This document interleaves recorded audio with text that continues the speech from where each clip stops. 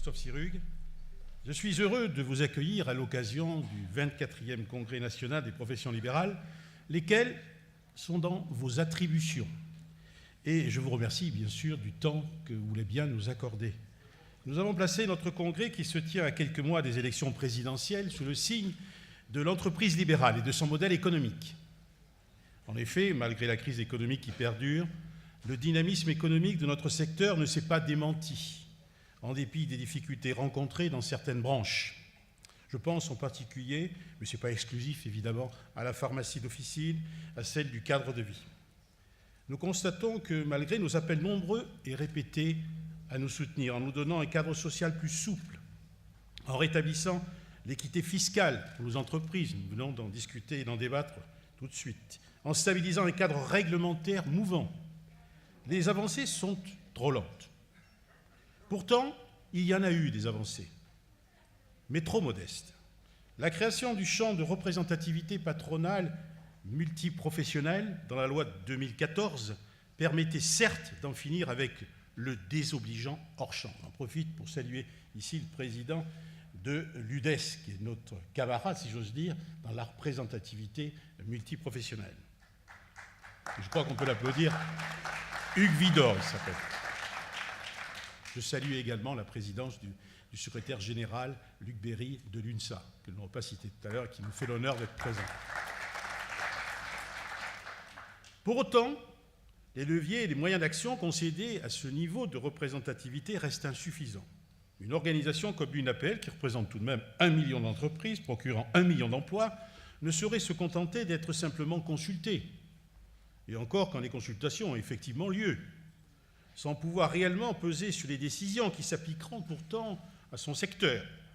Les propositions que nous avions formulées avec d'autres pour fortifier le champ multiprofessionnel n'ont hélas pas été retenues.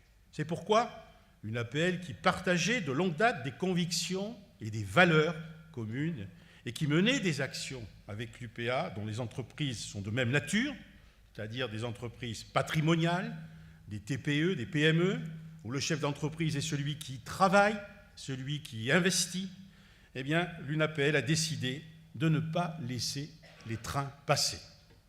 Et c'est ainsi que l'UPA s'est réformée et a changé de nom, devenant l'UDP, l'Union des entreprises de proximité, pour permettre à l'UNAPL d'y adhérer.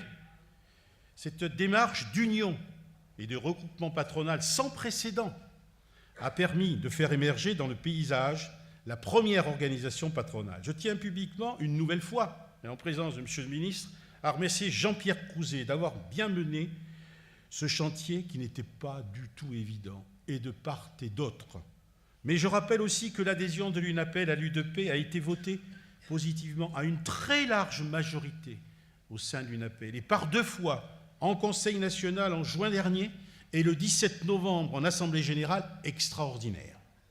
En additionnant nos forces, soit 1 million d'entreprises libérales et 1,3 million d'entreprises artisanales, nous représentons 2,3 millions de TPE et de PME, soit 2 entreprises françaises sur 3 et un quart des salariés. Mais pour autant, l'UNAPL ne désertera pas le niveau multiprofessionnel et déposera aussi, ce que nous sommes en train de le faire, un dossier de candidature à ce niveau, ce qui permettra aux entreprises libérales d'être encore mieux représentées et, nous l'espérons, plus entendues sur les dossiers patronaux. N'en déplaise à ceux qui, au lieu de rejoindre ce grand mouvement de rassemblement des petites et moyennes entreprises, cherchent à nous mettre des bâtons dans les roues. Mais qu'ils le sachent, ils n'y arriveront pas. D'une part parce que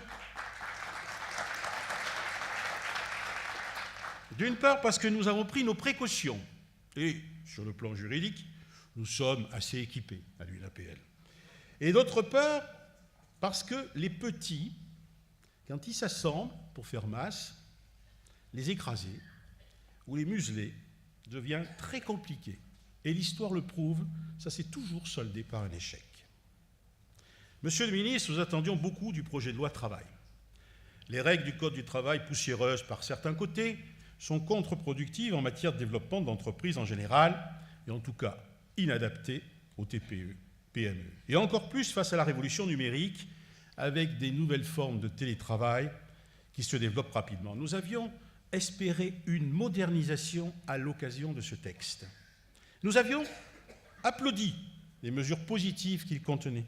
La possibilité de conclure des conventions individuelles de forfait annuel en jours ou en heures, la barémisation des indemnités de licenciement, la possibilité de provisionnement financier dès l'embauche d'un salarié afin d'anticiper le risque économique pour l'entreprise dans l'éventualité d'un licenciement, la mise en place d'accords types de branche, la clarification du licenciement pour motif économique, l'intégration des indépendants dans le CPA.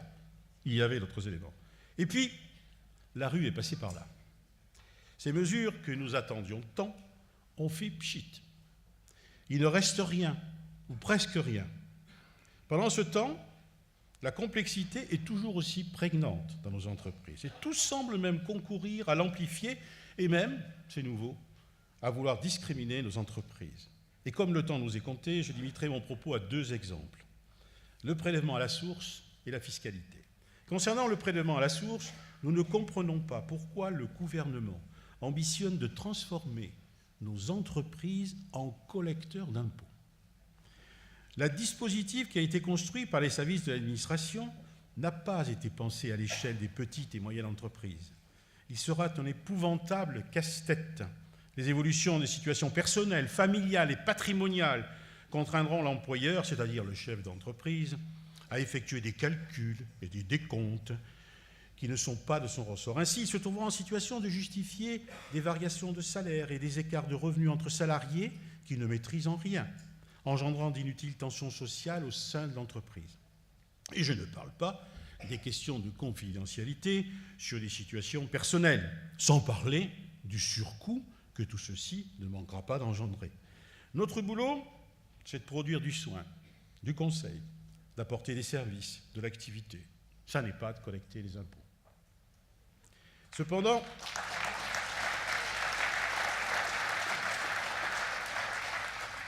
si l'objectif est bien, et nous le comprenons, de rendre concomitant le prélèvement de l'impôt et du revenu, il existe une solution simple et qui a le mérite d'exister.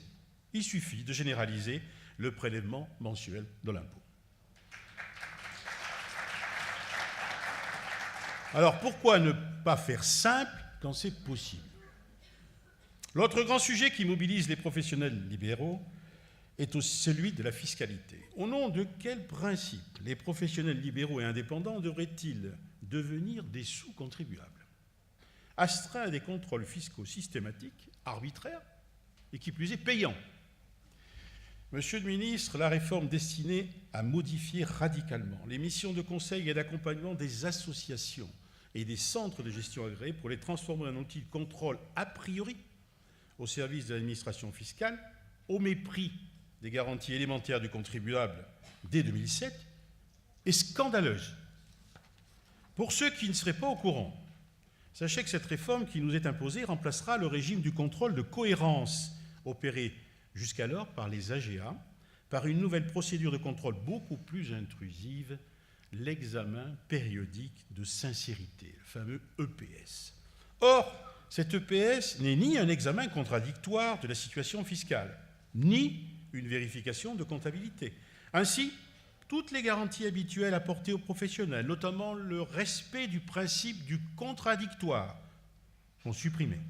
Et les conclusions des EPS, en réalité des contrôles fiscaux privés, seront directement adressées aux services fiscaux. Et bien sûr, ce nouveau dispositif de contrôle, plus lourd, aura un coût que les AGA ne manqueront pas, évidemment, de répercuter quand ils factureront leurs services auprès de leurs adhérents. Autrement dit, les professionnels libéraux et indépendants seront contraints de financer leur propre contrôle fiscal et même obligés de payer toujours plus pour se faire encore plus contrôler.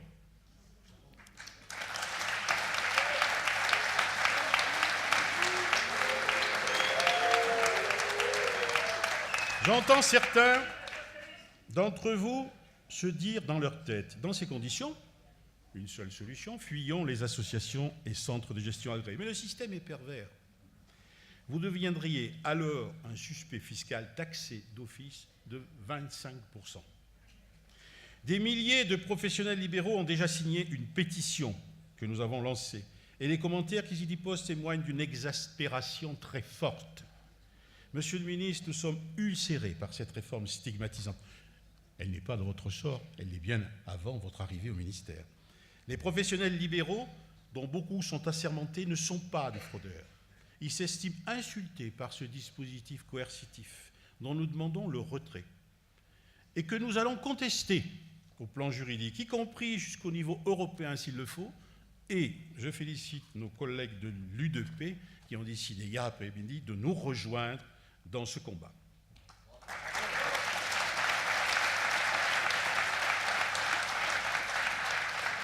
Car nous sommes déterminés. Pour nous, cette affaire, c'est une question d'honneur. Enfin, je voudrais dire un mot de l'Europe pour demander au gouvernement d'être fort et de résister face au mouvement de déréglementation auquel nous assistons. Le gouvernement transposera d'ici la fin du mois de janvier 2017 et par voie d'ordonnance la fameuse directive européenne qualification. Ce sujet est très sensible car cette directive couvre les professions réglementées et intègre désormais le principe de l'accès partiel. Autrement dit, cette directive autorise par exemple un balnéothérapeute formé dans un pays à bénéficier d'un accès partiel à la profession de masso-kinésithérapeute dans un autre, où la profession de balnéothérapeute n'existe pas. Et malgré les garde-fous qui ont été mis en place, récemment en Belgique, un technicien en imagerie médicale a même obtenu l'accès partiel à la profession de médecin radiologue. Il s'agit ni plus ni moins d'un démantèlement programmé des professions libérales par bloc d'activité. Ceci n'est pas sans conséquence pour la santé et la sécurité du patient, de nos clients. Chacun mesure ici l'enjeu de la transposition de cette directive pour l'ensemble de nos professions réglementées, mais pas pour elles, pour le consommateur, pour le patient, pour le client. Nous demandons donc avec la plus grande fermeté sur ce dossier, en bloquant l'application du principe d'accès partiel à ces professions réglementées. Monsieur le ministre, nous avons tant à faire au service de notre pays et de nos concitoyens, à l'heure où la société apparaît plus fracturée que jamais, et nous le mesurons chaque jour davantage. Aussi, les voies du dialogue constructif sont plus que jamais utiles pour trouver des solutions aux dossiers épineux et élaborer ensemble des dispositifs nouveaux qui permettront, à partir du modèle des entreprises libérales, des TPE, des PME, d'accélérer le retour de la croissance et de redonner l'espoir aux jeunes en permettant la concrétisation de gisements d'emplois que nous avons recensés dans nos entreprises. Une APL, pour sa part, participera et contribuera au débat qui s'ouvre avec les élections présidentielles. Nous dévoilerons aujourd'hui les priorités des professions libérales pour le prochain quinquennat. Elles serviront de canevas au débat politique qui aura lieu cet après-midi. Après, chacun, dans le cadre du débat public, aura l'occasion de s'exprimer et les suffrages également. Encore merci, Monsieur le Ministre, de votre présence et sans plus tarder, je vous passe la parole. Merci.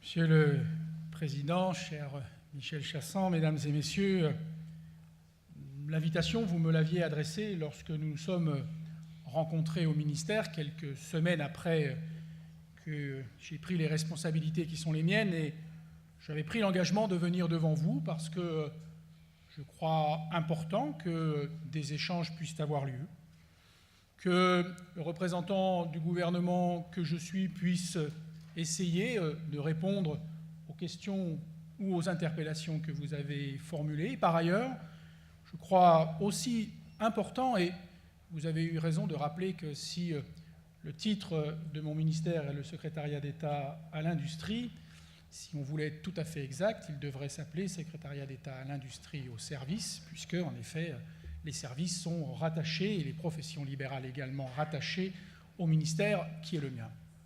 Donc, toute importance que d'être devant vous, toute importance que de rappeler, bien évidemment, le rôle qui est le vôtre dans le cadre de l'économie de notre pays, toute importance de rappeler également, en effet, le dialogue qui doit s'engager, même si cela est parfois le cas, nous ne sommes pas totalement d'accord sur les formulations des uns ou des autres, mais ce n'est pas parce que nous ne sommes pas d'accord, que nous ne pouvons pas échanger. Ce n'est pas parce que nous ne sommes pas d'accord que je ne peux pas venir devant vous, bien évidemment, essayer de répondre à vos interrogations.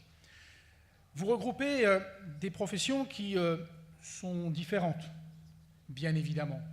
Différentes selon le secteur dans lequel elles exercent, différentes parfois même dans leur organisation, mais qui ont finalement les mêmes enjeux et les mêmes objectifs, à la fois bien sûr de réussir leur activité économique, mais de le faire dans un esprit d'indépendance, de responsabilité, de déontologie, des valeurs qui, on le sait, vous fédèrent au travers de vos différentes interventions. Vous avez rappelé, Monsieur le Président, les chiffres qui sont ceux de votre activité, à la fois en termes d'emploi, en termes d'entreprise. Et ces chiffres montrent que, en effet, le gouvernement doit être vigilant par rapport à votre environnement, par rapport à votre activité.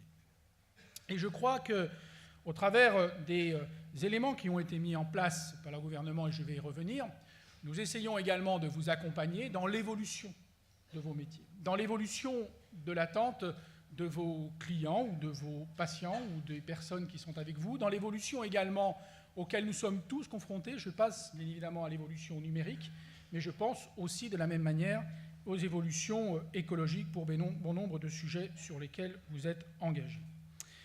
Alors, une fois que j'ai placé ces éléments-là, je voudrais peut-être revenir, si vous me le permettez, quelques instants sur ce qui a été développé par le gouvernement et puis, dans une seconde partie, répondre aux interpellations qui sont les vôtres.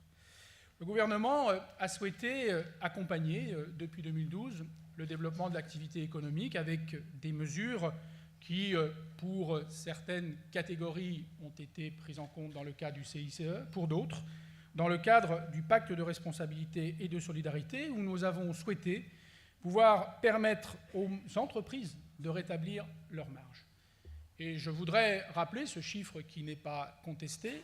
Entre 2012 et 2015, le taux de marge a progressé de 3,7 points, même si on peut considérer que c'est insuffisant, même si on peut considérer qu'il faut faire plus, mais je pense que dans un environnement de croissance dont on sait qu'elle est malheureusement faible, ces progressions de taux de marge sont aussi un élément des conséquences des mesures qui sont mises en place. Dans ce cadre-là, je voudrais rappeler que le gouvernement a fait le choix de cibler sur ce pacte de responsabilité 1 milliard d'euros, spécifiquement sur les travailleurs indépendants, comme vous le savez, et que dans le cadre de ce milliard d'euros, nous avons souhaité finalement avoir une enveloppe spécifique, ce qui me paraît un élément tout à fait reconnaissant de la place qui est la vôtre. Je rappelle que les textes financiers de cette fin d'année y ajoutent 150 millions d'euros d'exonération supplémentaire de cotisations sociales et que par ailleurs a été décidée la baisse du taux d'imposition des PME à 28%. C'est une avancée. Et encore une fois, on peut considérer qu'elle est tardive ou qu'elle est insuffisante. Je veux bien entendre, mais c'est une avancée et je pense que si on veut avoir un élément de discussion, il faut aussi être en capacité de reconnaître les avancées pour pouvoir mieux, en effet, exprimer les mécontentements.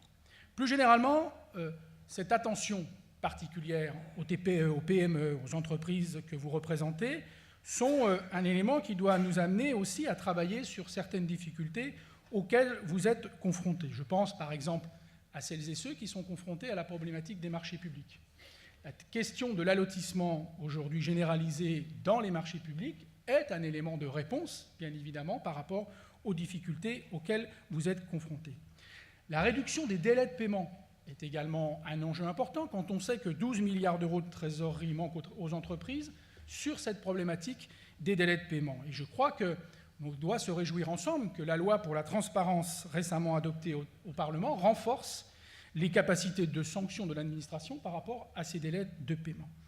Cette même loi simplifie les démarches des petites entreprises dans leur parcours de croissance. Enfin, la loi travail, Monsieur le Président, dont vous avez parlé, et dont j'ai été le rapporteur, donc j'en connais un peu les éléments, s'est tenue, c'est vrai, dans un environnement social difficile.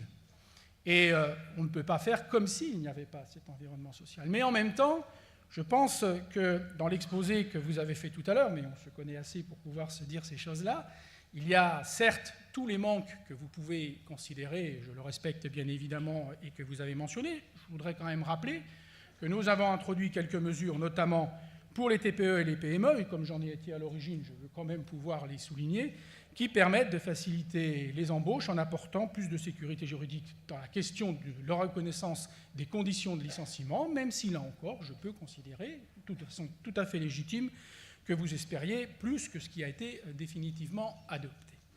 En un mot, je pense que nous sommes dans une évolution qui a consisté, et c'est ça qui me paraît important de vous dire à l'aune de mon propos, à reconnaître la spécificité qui est la vôtre, à essayer de formuler des propositions de réponse par rapport aux problématiques auxquelles vous êtes rencontrés dans un environnement qui est un environnement qui ne nous permet pas, bien évidemment, d'isoler de manière indépendante les uns et les autres, parce que l'économie a besoin de l'ensemble de ces secteurs et de l'ensemble de ces activités mentionnées.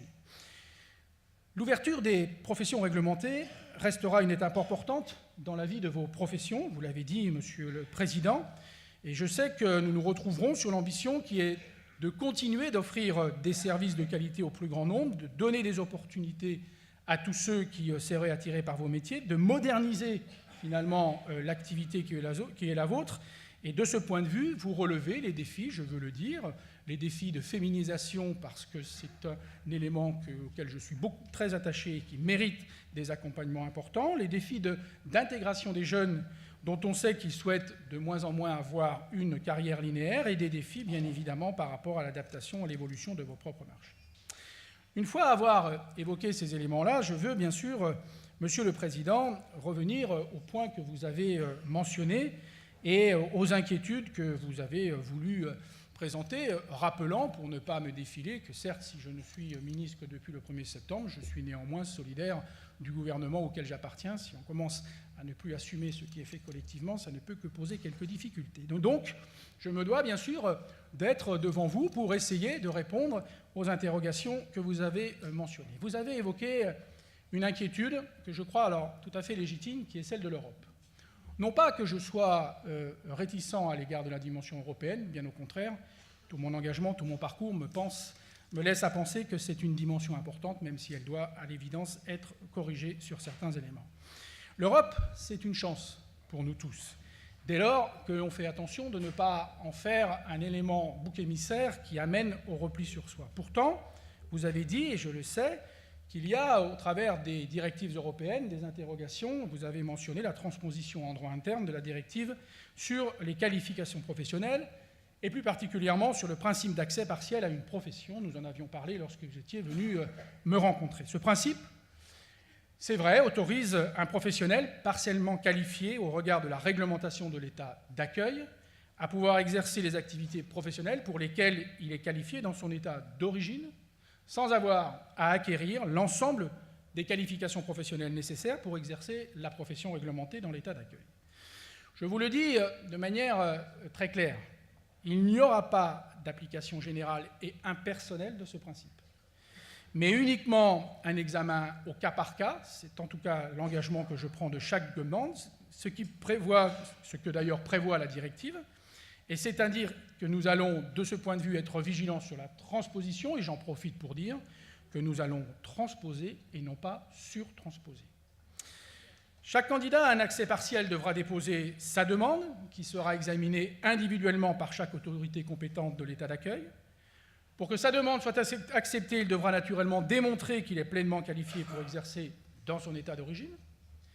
Il devra également montrer que les différences entre l'activité telle qu'elle est exercée dans l'état d'origine et la profession réglementée dans l'état d'accueil sont si importantes qu'il n'est pas possible de les compenser au moyen de stages ou d'épreuves d'aptitude.